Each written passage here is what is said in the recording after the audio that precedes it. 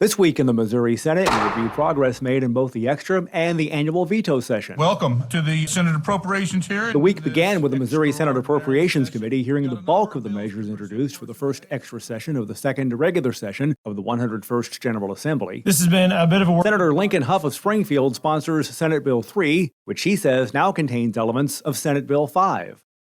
This will expedite two of those triggers, take our income tax rate down to 5%. The remaining two triggers under this committee sub would still be tied to the static $150 million general revenue growth threshold to then implement each additional trigger. The one-time rebate money that was in the original bill as filed has been jettisoned. It is no longer a part of this. And we did add back in the governor's recommendation to remove the bottom tax bracket.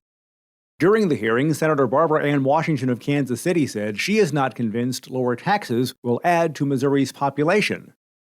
We have a large number of people who can't even afford to eat without food stamps. Those aren't the jobs that we want. And I read your article, and it mentioned that we would have lower tax rates. We'd get higher income people here. So I like your argument, but if you could provide us some more substantiation, that would show that this really is going to happen for us, because we've been lowering them my whole life, and that has not happened, been a reality. She also says she opposes a flat tax. At first, you said the income tax that we talked about earlier would help all Missourians. Then you kind of just slightly corrected and admitted that it does not help all Missourians, because a flat tax is generally a regressive tax of those who are lower income and are taxed at the same rate as someone that makes, 1,000 times more than them. It doesn't actually benefit them the same way, right? Before us is Senate Bill 8. This is the same language. Senator Jason Bean of Holcomb sponsors Senate Bill 8, which would modify provisions relating to agricultural tax relief.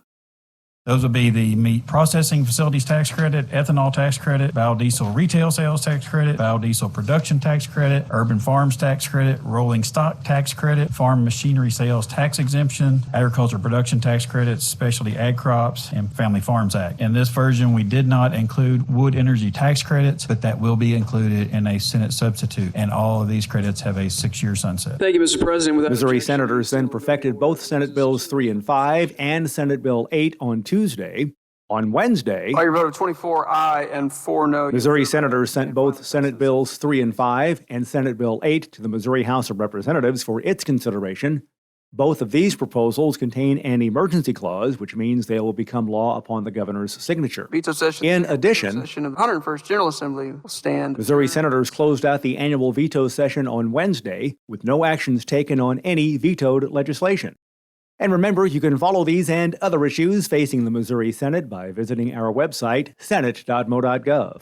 Reporting from the state capitol, I'm Dean Morgan.